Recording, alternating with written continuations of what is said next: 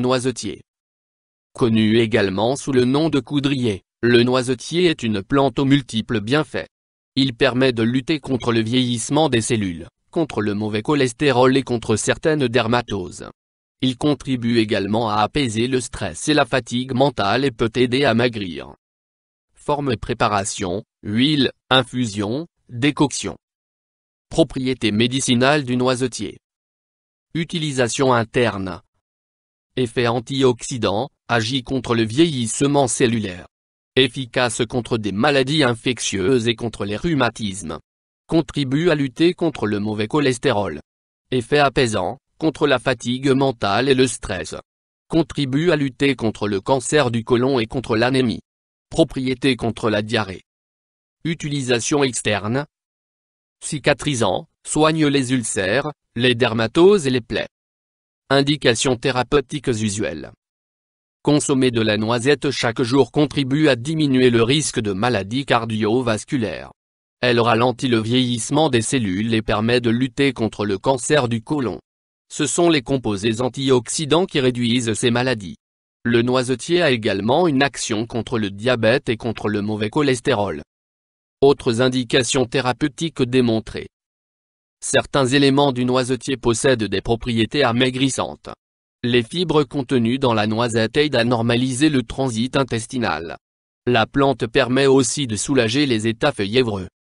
Histoire de l'utilisation du noisetier en phytothérapie. Le noisetier est connu depuis la préhistoire pour ses vertus médicinales. Puis, dans l'Antiquité et au Moyen Âge, on lui attribuait différents bienfaits, mais qui ne sont pas démontrés aujourd'hui. Les Romains ont introduit le noisetier dans leurs usages quotidiens. Les Amérindiens l'utilisaient beaucoup, quant à eux, pour traiter des maladies cardiaques ou des troubles oculaires.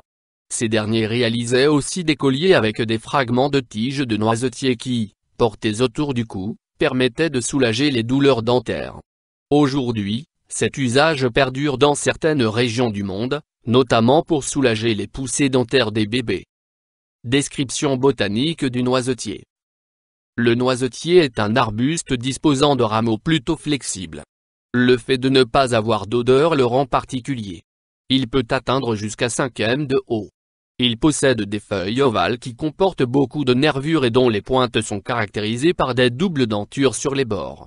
Les chatons mâles sont plutôt de couleur dorée.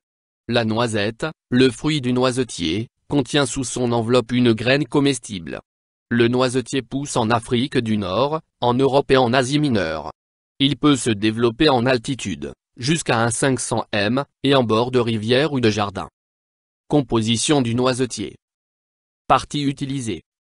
Les feuilles, les fruits, les noisettes, l'écorce, les chatons, les inflorescences, sont les parties du noisetier utilisées en phytothérapie.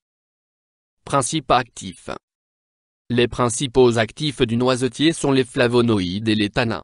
Mais il est également riche en cuivre, en fibres et en acides gras. La noisette dispose également de zinc, qui participe à la cicatrisation des plaies, aux actions immunitaires ou encore au bon développement du fœtus. La noisette contient plusieurs vitamines, et notamment de la vitamine E qui agit contre le vieillissement cellulaire. La noisette est également riche en acide pantothénique, vitamine B5. Utilisation et posologie du noisetier. Dosage.